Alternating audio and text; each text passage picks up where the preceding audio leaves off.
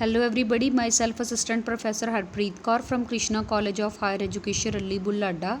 Welcome back to Computer Network course, and our today's topic is cryptography. What is cryptography? And I'll also tell you about the types of encryption, symmetric encryption and asymmetric encryption. So first of all, I'll tell you about the cryptography, that what is cryptography? Cryptography means writing secret code or text.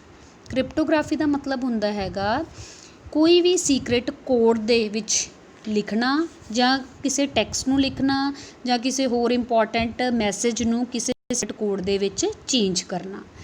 ਇਹਦੇ ਵਿੱਚ ਕੀ ਹੁੰਦਾ ਹੈਗਾ, ਜਦੋਂ ਆਪਾਂ ਕਿਸੇ ਵੀ message ਨੂੰ ਕਿਸੇ code ਦੇ ਵਿੱਚ ਕਨਵਰਟ ਕਰਦੇ ਹੈਗੇ ਆ, ਕਨਵਰਟ ਕਰਨ ਤੋਂ ਬਾਅਦ ਉਸਨੂੰ ਦੁਬਾਰਾ ਰੀਟ੍ਰਾਂਸਫਾਰਮ ਕਰਨਾ ਹੁੰਦਾ ਹੈਗਾ ਕਿਹੜੇ ਫਾਰਮ ਦੇ ਵਿੱਚ, ਉਹਦੇ ਓਰੀਜਨਲ ਮੈਸੇਜ ਦੀ ਫਾਰਮ ਦੇ ਵਿੱਚ।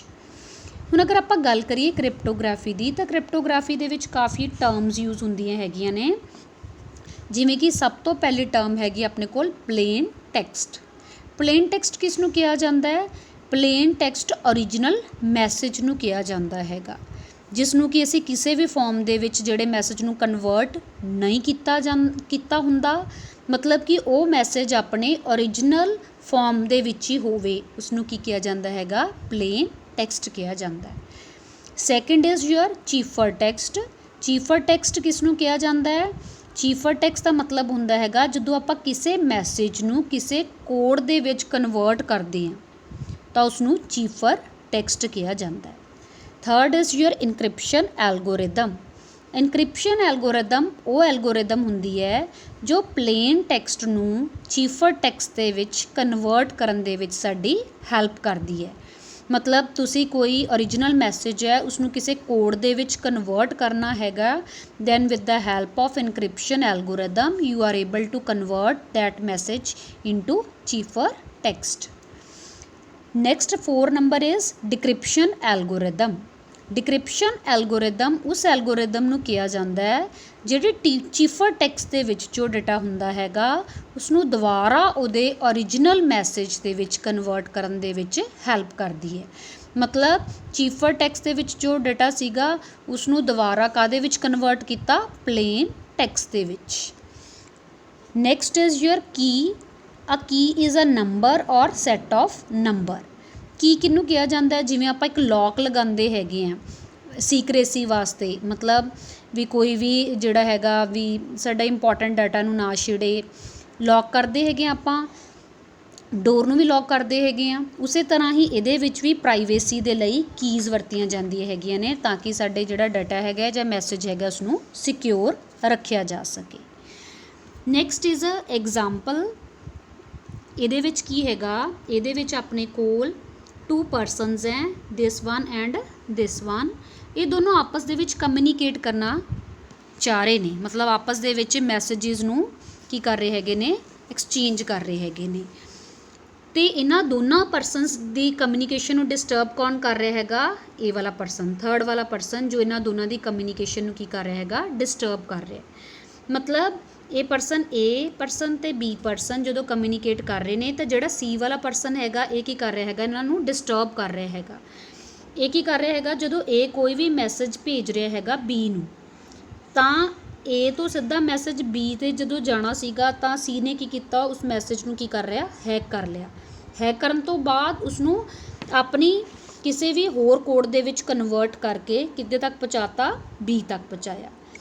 ਤਾਂ ਕਹਿਣ ਦਾ ਭਾਵ ਕੀ ਹੈਗਾ ਵੀ ਜਦੋਂ ਆਪਾਂ ਅਲੱਗ-ਅਲੱਗ ਤਰ੍ਹਾਂ ਦੀਆਂ ਔਰਗਨਾਈਜੇਸ਼ਨ ਇੰਟਰਨੈਟ ਦੇ ਥਰੂ ਆਪਸ ਦੇ ਵਿੱਚ ਜਦੋਂ ਮੈਸੇਜਿਸ ਐਕਸਚੇਂਜ ਕਰਦੀਆਂ ਹੈਗੀਆਂ ਨੇ ਤਾਂ ਕੀ ਹੁੰਦਾ ਹੈਗਾ, ਜਿਹੜੇ ਹੈਕਰਸ ਹੁੰਦੇ ਨੇ ਉਹ ਉਹਨਾਂ ਦਾ ਇੰਪੋਰਟੈਂਟ ਡਾਟਾ ਹੈਕ ਕਰ ਲੈਂਦੇ ਨੇ, ਚੋਰੀ ਕਰ ਲੈਂਦੇ ਹੈਗੇ ਨੇ, ਜਿਹਦੇ ਕਰਕੇ ਜੋ ਔਰਗਨਾਈਜੇਸ਼ਨਸ ਹੁੰਦੀਆਂ ਨੇ ਉਹਨਾਂ ਨੂੰ ਕਾਫੀ ਜ਼ਿਆਦਾ ਪ੍ਰੋਬਲਮਸ ਫੇਸ ਕਰਨੀਆਂ ਪੈਂਦੀਆਂ ਹੈਗੀਆਂ ਨੇ।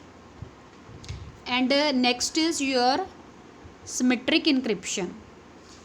ਸਿਮੈਟ੍ਰਿਕ ਇਨਕ੍ਰਿਪਸ਼ਨ ਨੂੰ ਸਮਝਣ ਤੋਂ ਪਹਿਲਾਂ ਮੈਂ ਤੁਹਾਨੂੰ ਇਹ ਦੱਸਣਾ ਚਾਹੁੰਦੀ ਹੈਗੀ ਹਾਂ ਕਿ ਜਦੋਂ ਵੀ ਆਪਾਂ ਕੋਈ ਵੀ ਮੈਸੇਜ ਅੱਗੇ ਭੇਜਦੇ ਹਾਂ ਯਾਨੀ ਕਿ ਇਨਕ੍ਰਿਪਟ ਕਰਦੇ ਹਾਂ ਤਾਂ ਸਭ ਤੋਂ ਪਹਿਲਾਂ ਆਪਣੇ ਕੋਲ ਕੀ ਹੁੰਦਾ ਹੈਗਾ? ਪਲੇਨ ਟੈਕਸਟ ਹੁੰਦਾ ਹੈ। ਪਲੇਨ ਟੈਕਸਟ ਦਾ ਮਤਲਬ ਹੁੰਦਾ ਹੈ ਓਰੀਜਨਲ ਮੈਸੇਜ।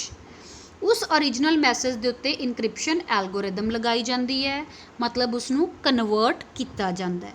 ਕਾਹਦੇ ਵਿੱਚ ਕਨਵਰਟ ਕੀਤਾ ਜਾਂਦਾ ਹੈਗਾ? ਚੀਫਰ ਟੈਕਸਟ ਦੇ ਵਿੱਚ।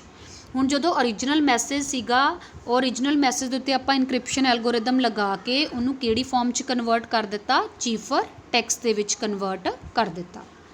ਹੁਣ ਜਦੋਂ ਦੁਬਾਰਾ ਉਸਨੂੰ ਉਹਦੀ ओरिजिनल ਫਾਰਮ ਦੇ ਵਿੱਚ ਕਨਵਰਟ ਕਰਨਾ ਹੈਗਾ ਤਾਂ ਕਿਹੜੀ ਐਲਗੋਰਿਦਮ ਉੱਥੇ ਵਰਤੀ ਜਾਂਦੀ ਹੈਗੀ ਹੈ, ਡਿਕ੍ਰਿਪਸ਼ਨ ਐਲਗੋਰਿਦਮ ਉੱਥੇ ਵਰਤੀ ਜਾਂਦੀ ਹੈ। ਡਿਕ੍ਰਿਪਸ਼ਨ ਐਲਗੋਰਿਦਮ ਕੀ ਕਰਦੀ ਹੈ, ਉਹਨੂੰ ਡਿਕ੍ਰਿਪਟ ਕਰ ਦਿੰਦੀ ਹੈ, ਮਤਲਬ ਚੀਫਰ ਟੈਕਸਟ ਤੋਂ ਦੁਬਾਰਾ ਉਸਨੂੰ ਕਿਹਦੇ ਵਿੱਚ ਕਨਵਰਟ ਕਰ ਦਿੰਦੀ ਹੈਗੀ ਹੈ, ਪਲੇਨ ਟੈਕਸਟ ਦੇ ਵਿੱਚ ਕਨਵਰਟ ਕਰ ਦਿੰਦੀ ਹੈਗੀ ਹੈ। ਹੁਣ ਅਗਰ ਆਪਾਂ ਗੱਲ ਕਰੀਏ ਸਿਮੈਟ੍ਰਿਕ ਇਨਕ੍ਰਿਪਸ਼ਨ ਦੀ, ਇਹਦੇ ਵਿੱਚ ਕੀ ਹੁੰਦਾ ਹੈਗਾ, ਇਹਦੇ ਵਿੱਚ ਜਦੋਂ ਆਪਣੇ ਕੋਲ ਆਪਾਂ ਕੋਈ ਵੀ ਮੈਸੇਜ ਜਾਂ ਡਾਟਾ ਇੰਪੋਰਟੈਂਟ ਇਨਫੋਰਮੇਸ਼ਨ ਸੈਂਡਰ ਨੇ ਕਿਹਨੂੰ ਭੇਜਣੀ ਹੁੰਦੀ ਹੈ, ਰਿਸੀਵਰ ਨੂੰ ਭੇਜਣੀ ਹੁੰਦੀ ਹੈ, ਸੈਂਡਰ ਨੇ ਰਿਸੀਵਰ ਨੂੰ ਭੇਜਣੀ ਹੁੰਦੀ ਹੈ, ਤਾਂ ਸੈਂਡਰ ਤੇ ਰਿਸੀਵਰ ਦੋਨੋਂ ਸੇਮ ਕੀਜ਼ ਦਾ ਇਸਤੇਮਾਲ ਕਰਦੇ ਹੈਗੇ ਨੇ, ਸੇਮ ਕੀਜ਼ ਦਾ ਇਸਤੇਮਾਲ ਕਰਦੇ ਹੈਗੇ ਨੇ। ਅਗਰ ਡਾਟਾ ਨੂੰ ਸੈਂਡ ਕਰਨਾ ਹੈਗਾ ਤਾਂ ਵੀ ਉਹੀ ਕੀ ਦਾ ਇਸਤੇਮਾਲ ਕੀਤਾ ਜਾਏਗਾ ਸੈਂਡ ਕਰਨ ਦੇ ਲਈ, ਅਗਰ ਰਿਸੀਵ ਕਰਨਾ ਹੈਗਾ ਤਾਂ ਵੀ ਉਹੀ ਸੇਮ ਕੀ ਦਾ ਇਸਤੇਮਾਲ ਕੀਤਾ ਜਾਏਗਾ ਕਾਹਦੇ ਲਈ, ਰਿਸੀਵ ਕਰਨ ਦੇ ਲਈ। ਸੋ ਇਹਦੇ ਵਿੱਚ ਕੀ ਹੈਗਾ, ਹੁਣ ਸੈਂਡਰ ਹੈ, ਸੈਂਡਰ ਨੇ ਕੀ ਕੀਤਾ ਹੈਗਾ, ਪਲੇਨ ਟੈਕਸਟ ਨੂੰ ਕੀ ਕਰਤਾ, ਇਨਕ੍ਰਿਪਟ ਕਰਤਾ, ਕੋਡ ਦੇ ਵਿੱਚ ਕਨਵਰਟ ਕਰਤਾ, ਕਿਹੜੀ ਕੀ ਲਗਾ ਕੇ, ਇੱਕੋ ਹੀ ਕੀ ਲਗਾ ਕੇ, ਸੇਮ ਕੀ ਲਗਾ ਕੇ ਉਹਨੇ ਕੀ ਕੀਤਾ, ਉਸਨੂੰ ਕੋਡ ਦੇ ਵਿੱਚ ਕਨਵਰਟ ਕਰ ਦਿੱਤਾ। ਹੁਣ ਕੋਡ ਦੇ ਵਿੱਚ ਕਨਵਰਟ ਹੋਣ ਤੋਂ ਬਾਅਦ ਉਹ ਕਿਹੜੀ ਫਾਰਮ 'ਚ ਚਲਿਆ ਗਿਆ, ਡਾਟਾ ਚੀਫਰ ਟੈਕਸਟ ਦੀ ਫਾਰਮ ਦੇ ਵਿੱਚ। ਚੀਫਰ ਟੈਕਸਟ ਤੋਂ ਜਦੋਂ ਦੁਬਾਰਾ ਉਹਨੇ ਰਿਸੀਵਰ ਨੇ ਉਹਨੂੰ ओरिजिनल ਫਾਰਮ ਵਿੱਚ ਕਨਵਰਟ ਕਰਨਾ ਹੈਗਾ ਤਾਂ ਉਹ ਕੀ ਕਰੇਗਾ, ਉਹ ਵੀ ਸੇਮ ਕੀ ਦਾ ਇਸਤੇਮਾਲ ਕਰੇਗਾ, ਉਸਨੂੰ ਕਾਹਦੇ ਲਈ ਵਿੱਚ ਕਨਵਰਟ ਕਰਨ ਦੇ ਲਈ, ਉਹਨੂੰ ओरिजिनल ਫਾਰਮ ਦੇ ਵਿੱਚ ਕਨਵਰਟ ਕਰਨ ਦੇ ਲਈ। ਸੋ ਸਿਮੈਟ੍ਰਿਕ ਇਨਕ੍ਰਿਪਸ਼ਨ ਦੇ ਵਿੱਚ ਸੇਮ ਕੀ ਵਰਤੀ ਜਾਂਦੀ ਹੈਗੀ ਹੈ ਸੈਂਡਰ ਤੇ ਰਿਸੀਵਰ ਦੇ ਦੁਆਰਾ। ਸੈਂਡਰ ਵੀ ਉਹੀ ਕੀ ਦਾ ਇਸਤੇਮਾਲ ਕਰਕੇ ਸੈਂਡ ਕਰਦਾ ਹੈਗਾ ਡਾਟਾ, ਤੇ ਰਿਸੀਵਰ ਵੀ ਉਹ ਸੇਮ ਕੀ ਦਾ ਇਸਤੇਮਾਲ ਕਰਕੇ ਡਾਟਾ ਨੂੰ ਰਿਸੀਵ ਕਰਦਾ ਹੈਗਾ। ਹੁਣ ਜਦੋਂ ਇਹ ਸੇਮ ਕੀ ਦੀ ਜਿਹੜੀ ਪ੍ਰੋਬਲਮ ਆਉਂਦੀ ਹੈਗੀ ਹੈ, ਮਤਲਬ ਇੱਕੋ ਹੀ ਕੀ ਹੈਗੀ ਹੈ, ਉਹ ਰਿਸੀਵਰ ਤੱਕ ਕਿਵੇਂ ਪਹੁੰਚੇਗੀ, ਇਹਦੇ ਲਈ ਕਾਫੀ ਸਾਰੇ ਮੈਥਡਸ ਹੈ ਜੋ ਜਿਨ੍ਹਾਂ ਦੀ ਹੈਲਪ ਦੇ ਨਾਲ ਇਸ ਨੂੰ ਪ੍ਰੋਬਲਮ ਨੂੰ ਵੀ ਸੋਲਵ ਕੀਤਾ ਗਿਆ ਹੈਗਾ। Next is your asymmetric encryption. Asymmetric encryption ਦੇ ਵਿੱਚ ਕੀ ਹੁੰਦਾ ਹੈ, ਇਹਦੇ ਵਿੱਚ ਆਪਣੇ ਕੋਲ ਅਗਰ ਸੈਂਡਰ ਹੈ ਤੇ ਰਿਸੀਵਰ ਹੈ, ਜਿਹੜਾ ਸੈਂਡਰ ਹੈ ਉਹਦੇ ਕੋਲ ਆਪਣੀ ਇੱਕ ਪਬਲਿਕ ਕੀ ਹੋਏਗੀ ਤੇ ਉਹਦੇ ਕੋਲ ਆਪਣੀ ਹੀ ਇੱਕ ਪ੍ਰਾਈਵੇਟ ਕੀ ਵੀ ਹੋਏਗੀ ਸੈਂਡਰ ਦੇ ਕੋਲ, ਤੇ ਰਿਸੀਵਰ ਦੇ ਕੋਲ ਵੀ ਸੇਮ ਹੀ, ਰਿਸੀਵਰ ਕੋਲ ਵੀ ਆਪਣੀ ਇੱਕ ਪਬਲਿਕ ਕੀ ਹੋਣੀ ਚਾਹੀਦੀ ਹੈ ਤੇ ਰਿਸੀਵਰ ਕੋਲ ਵੀ ਆਪਣੀ ਇੱਕ ਪ੍ਰਾਈਵੇਟ ਕੀ ਹੋਣੀ ਚਾਹੀਦੀ ਹੈ। ਮਤਲਬ ਸਪੋਜ਼ ਕਰੋ ਅਗਰ A ਸੈਂਡਰ ਹੈ ਤੇ B ਕੀ ਹੈਗਾ, ਰਿਸੀਵਰ ਹੈਗਾ, ਇਹ ਦੋਨੋਂ ਆਪਸ ਦੇ ਵਿੱਚ ਡਾਟਾ ਕੀ ਕਰਨਾ ਚਾਹੁੰਦੇ ਹੈਗੇ ਨੇ, ਐਕਸਚੇਂਜ ਕਰਨਾ ਚਾਹੁੰਦੇ ਨੇ। ਮਤਲਬ ਇੱਕ ਸੈਂਡਰ ਹੈ ਡਾਟਾ ਸੈਂਡ ਕਰੇਗਾ, ਇੱਕ ਰਿਸੀਵਰ ਹੈ ਡਾਟਾ ਰਿਸੀਵ ਕਰੇਗਾ। ਤਾਂ ਹੁਣ A ਕੋਲ ਵੀ ਕੀ ਹੋਣੀ ਚਾਹੀਦੀ ਹੈ, A ਕੋਲ ਵੀ ਇੱਕ ਕੀ ਹੋਣੀ ਚਾਹੀਦੀ ਹੈਗੀ ਹੈ, ਪਬਲਿਕ ਕੀ ਹੋਣੀ ਚਾਹੀਦੀ ਹੈਗੀ ਹੈ ਤੇ ਇੱਕ ਪ੍ਰਾਈਵੇਟ ਕੀ ਹੋਣੀ ਚਾਹੀਦੀ ਹੈਗੀ ਹੈ। ਤੇ ਅਗਰ ਆਪਾਂ B ਦੀ ਗੱਲ ਕਰੀਏ, B ਕੋਲ ਵੀ ਆਪਣੀ ਇੱਕ ਪਬਲਿਕ ਕੀ ਹੋਣੀ ਚਾਹੀਦੀ ਹੈਗੀ ਹੈ ਤੇ B ਕੋਲ ਆਪਣੀ ਹੀ ਇੱਕ ਪ੍ਰਾਈਵੇਟ ਕੀ ਵੀ ਹੋਣੀ ਚਾਹੀਦੀ ਹੈਗੀ ਹੈ। ਸੋ ਤਾਂ ਹੀ ਇਹਨਾਂ ਦੋਨਾਂ ਦੇ ਵਿੱਚ ਕੀ ਹੋਏਗੀ, ਕਮਿਊਨੀਕੇਸ਼ਨ ਜੋ ਹੈਗੀ ਹੈ ਉਹ ਹੋਏਗੀ। ਹੁਣ ਅਗਰ ਆਪਾਂ ਇਹਦੇ 'ਚ ਗੱਲ ਕਰੀਏ, ਹੁਣ ਜਦੋਂ ਹੁਣ ਸੈਂਡਰ ਨੇ ਡਾਟਾ ਸੈਂਡ ਕਰਨਾ ਹੈਗਾ ਤੇ ਰਿਸੀਵਰ ਨੇ ਡਾਟਾ ਰਿਸੀਵ ਕਰਨਾ ਹੈਗਾ, ਦੋਨਾਂ ਕੋਲ ਆਪਣੀ ਆਪਣੀ ਪਬਲਿਕ ਕੀ ਵੀ ਹੈਗੀ ਹੈ ਤੇ ਆਪਣੀ ਆਪਣੀ ਪ੍ਰਾਈਵੇਟ ਕੀ ਵੀ ਹੈਗੀ ਹੈ। ਦੇਖੋ ਜਿਹੜੀ ਪਬਲਿਕ ਕੀ ਹੁੰਦੀ ਹੈ ਨਾ ਉਹ ਓਪਨ ਹੁੰਦੀ ਹੈ, ਮਤਲਬ ਉਸਨੂੰ ਕੋਈ ਵੀ ਯੂਜ਼ ਕਰ ਸਕਦਾ ਹੈਗਾ। A ਤੇ B ਤਾਂ ਯੂਜ਼ ਕਰ ਹੀ ਰਹੇ ਹੈਗੇ ਨੇ, C ਵੀ ਯੂਜ਼ ਕਰ ਸਕਦਾ, D ਵੀ ਯੂਜ਼ ਕਰ ਸਕਦਾ, ਮਤਲਬ ਬਾਹਰੋਂ ਵੀ ਕੋਈ ਅਨਆਥੋਰਾਈਜ਼ਡ ਪਰਸਨ ਵੀ ਉਹਨਾਂ ਨੂੰ ਐਕਸੈਸ ਕਰ ਸਕਦਾ ਜੋ ਪਬਲਿਕ ਕੀਜ਼ ਹੁੰਦੀ ਹੈ। ਬਟ ਜੋ ਪ੍ਰਾਈਵੇਟ ਕੀ ਹੁੰਦੀ ਹੈਗੀ ਹੈ ਉਹਦੀ ਅਥੋਰਿਟੀ ਕਿਸ ਨੂੰ ਹੁੰਦੀ ਹੈ, ਜਿਹਦੀ ਉਹ ਪ੍ਰਾਈਵੇਟ ਕੀ ਹੈਗੀ ਹੈ ਉਹੀ ਆਥੋਰਾਈਜ਼ਡ ਹੈਗਾ ਉਸ ਕੀ ਨੂੰ ਯੂਜ਼ ਕਰਨ ਦੇ ਲਈ। ਸੋ ਹੁਣ ਜਦੋਂ A ਨੇ B ਨੂੰ ਸੈਂਡਿੰਗ ਕਰਨੀ ਹੈਗੀ ਹੈ, ਮਤਲਬ A ਨੇ B ਨੂੰ ਡਾਟਾ ਸੈਂਡ ਕਰਨਾ ਹੈਗਾ। ਹੁਣ ਅਗਰ ਇਹ ਜਿਹੜਾ ਹੈਗਾ ਆਪਣੀ ਪਬਲਿਕ ਕੀ ਲਗਾ ਕੇ B ਨੂੰ ਡਾਟਾ ਸੈਂਡ ਕਰੇਗਾ ਤਾਂ B ਕੋਲ ਤਾਂ A ਦੀ ਪ੍ਰਾਈਵੇਟ ਕੀ ਜਿਹੜੀ ਹੈ ਉਹ ਹੈ ਨਹੀਂ, ਇਸ ਕਰਕੇ ਇਹ ਮੈਥਡ ਪੋਸੀਬਲ ਨਹੀਂ ਹੈਗਾ। ਹੁਣ ਅਗਰ B ਆਪਣੀ ਪ੍ਰਾਈਵੇਟ ਕੀ ਲਗਾ ਕੇ A ਨੂੰ ਡਾਟਾ ਸੈਂਡ ਕਰੇਗਾ, B ਨੇ ਆਪਣੀ ਅਗਰ ਪ੍ਰਾਈਵੇਟ ਕੀ ਲਗਾਈ ਹੈ, B ਨੇ ਕਿਹੜੀ ਕੀ ਲਗਾਈ ਹੈ, ਪ੍ਰਾਈਵੇਟ ਕੀ ਲਗਾਈ ਹੈ, ਤਾਂ ਉਹ A ਨੂੰ ਅਗਰ ਡਾਟਾ ਸੈਂਡ ਕਰਨਾ ਚਾਹੁੰਦਾ ਹੈਗਾ ਤਾਂ ਪਬਲਿਕ ਕੀ ਤਾਂ ਦੇਖੋ ਸਾਰਿਆਂ ਕੋਲ ਹੀ ਅਵੇਲੇਬਲ ਹੁੰਦੀ ਹੈਗੀ ਹੈ, ਸਾਰੇ ਕੋਲ ਹੀ ਅਵੇਲੇਬਲ ਹੁੰਦੀ ਹੈ। ਤਾਂ ਕੀ ਹੈਗਾ ਵੀ A ਕੋਲ ਵੀ ਅਵੇਲੇਬਲ ਹੈ, B ਕੋਲ ਵੀ ਅਵੇਲੇਬਲ ਹੈ, ਤਾਂ ਹੋਰ ਸਾਰਿਆਂ ਕੋਲ ਵੀ ਅਵੇਲੇਬਲ ਹੈ, ਤਾਂ ਇਹ ਵੀ ਪ੍ਰੋਬਲਮ ਖੜੀ ਕਰੇਗਾ। ਇਸ ਕਰਕੇ ਜਦੋਂ ਹੁਣ A ਨੇ B ਨਾਲ ਡਾਟਾ ਸ਼ੇਅਰ ਕਰਨਾ ਹੈਗਾ, A ਜਿਹੜਾ ਹੈਗਾ ਇਹ ਸੈਂਡਰ ਹੈ, B ਜਿਹੜਾ ਹੈਗਾ ਇਹ ਰਿਸੀਵਰ ਹੈਗਾ, ਤਾਂ ਇਹ ਕਿਵੇਂ ਕਰਨਗੇ ਕਮਿਊਨੀਕੇਸ਼ਨ? ਤਾਂ ਇਹ ਕੀ ਕਰਨਗੇ, ਜਿਹੜਾ ਰਿਸੀਵਰ ਹੈਗਾ, ਰਿਸੀਵਰ ਮਤਲਬ B ਹੈਗਾ, A ਕੀ ਕਰੇਗਾ, ਰਿਸੀਵਰ ਦੀ ਕਿਹੜੀ ਕੀ ਲਏਗਾ, ਇਹ ਪਬਲਿਕ ਕੀ ਲਏਗਾ। ਅਗਰ ਤਾਂ A ਕੋਲ B ਦੀ ਪਬਲਿਕ ਕੀ ਹੈਗੀ ਹੈ ਦੈਨ ਠੀਕ ਹੈਗਾ। ਅਗਰ A ਕੋਲ B ਦੀ ਪਬਲਿਕ ਕੀ ਨਹੀਂ ਹੈਗੀ ਤਾਂ ਥਰਡ ਪਾਰਟੀ ਤੋਂ ਵੀ B ਦੀ ਪਬਲਿਕ ਕੀ ਮੰਗ ਸਕਦਾ ਹੈਗਾ, ਜਾਂ ਇਹ ਕਿਤੋਂ ਵੀ B ਦੀ ਪਬਲਿਕ ਕੀ ਲੈ ਸਕਦਾ, ਕਿਉਂਕਿ B ਦੀ ਪਬਲਿਕ ਕੀ ਜਿਹੜੀ ਹੈਗੀ ਹੈ ਜਾਂ ਕੋਈ ਵੀ ਪਬਲਿਕ ਕੀ ਹੈਗੀ ਆ ਉਹ ਕਿਸੇ ਕੋਲ ਵੀ ਹੋ ਸਕਦੀ ਹੈਗੀ ਹੈ।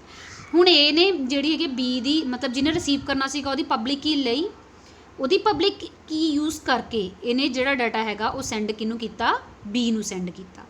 ਹੁਣ B ਨੇ ਜਦੋਂ ਉਸਨੂੰ ਓਪਨ ਕਰਨਾ ਹੈਗਾ ਤਾਂ ਜਿਹਦੀ ਪਬਲਿਕ ਕੀ ਨਾਲ ਹੀ ਡਾਟਾ ਸੈਂਡ ਹੋਇਆ ਉਹਦੀ ਹੀ ਪ੍ਰਾਈਵੇਟ ਕੀ ਨਾਲ ਓਪਨ ਹੋਏਗਾ, ਤਾਂ B ਕਿਵੇਂ ਕਰੇਗਾ, ਉਸਨੂੰ ਆਪਣੀ ਪ੍ਰਾਈਵੇਟ ਕੀ ਲਗਾ ਕੇ ਉਸਨੂੰ ਓਪਨ ਕਰ ਸਕਦਾ ਹੈਗਾ, ਉਸਨੂੰ ਦੇਖ ਸਕਦਾ ਹੈਗਾ।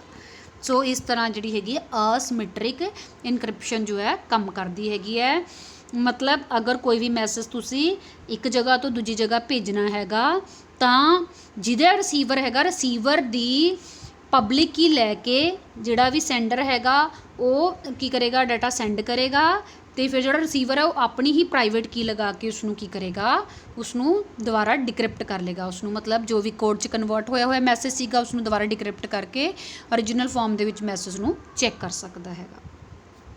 ਹੁਣ ਨੈਕਸਟ ਇਹਦੇ ਵਿੱਚ ਦੇਖੋ ਅੱਗੇ ਇੱਕ ਤੁਹਾਡੇ ਕੋਲ ਹੋਰ ਐਗਜ਼ਾਮਪਲ ਹੈਗੀ ਹੈ। ਹੁਣ ਐਲਿਸ ਹੈ, ਐਲਿਸ ਨੇ ਇੱਕ ਮੈਸੇਜ ਕੀ ਕੀਤਾ, ਇਨਕ੍ਰਿਪਟ ਕੀਤਾ, ਕਿਹੜੀ ਕੀ ਦੇ ਨਾਲ, ਆਪਣੀ ਪਬਲਿਕ ਕੀ ਦੇ ਨਾਲ। ਹੁਣ ਜਦੋਂ ਐਲਿਸ ਨੇ ਆਪਣੀ ਪਬਲਿਕ ਕੀ ਦੇ ਨਾਲ ਮੈਸੇਜ ਇਨਕ੍ਰਿਪਟ ਕੀਤਾ ਤਾਂ ਉਹ ਮੈਸੇਜ ਜਿਹੜਾ ਡਿਕ੍ਰਿਪਟ ਕਾਹਦੇ ਨਾਲ ਹੋਊਗਾ, ਐਲਿਸ ਦੀ ਹੀ ਪ੍ਰਾਈਵੇਟ ਕੀ ਨਾਲ ਡਿਕ੍ਰਿਪਟ ਹੋਏਗਾ। ਕਾਹਦੇ ਨਾਲ ਡਿਕ੍ਰਿਪਟ ਹੋਏਗਾ, ਐਲਿਸ ਦੀ ਹੀ ਪ੍ਰਾਈਵੇਟ ਕੀ ਨਾਲ ਉਹ ਡਿਕ੍ਰਿਪਟ ਹੋਏਗਾ। ਸੋ ਐਲਿਸ ਨੇ ਜਦੋਂ ਇਨਕ੍ਰਿਪਟ ਕਰਤਾ ਉਹ ਕੋਡਡ ਫਾਰਮ ਦੇ ਵਿੱਚ ਕਨਵਰਟ ਹੋ ਗਿਆ।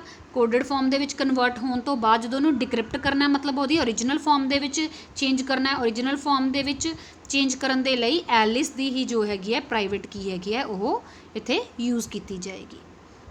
ਇਹ ਤਾਂ ਸੀਗਾ ਤੁਹਾਡਾ ਸਿਮੈਟ੍ਰਿਕ ਇਨਕ੍ਰਿਪਸ਼ਨ ਅਤੇ asymmetric encryption. Thanks for watching this video.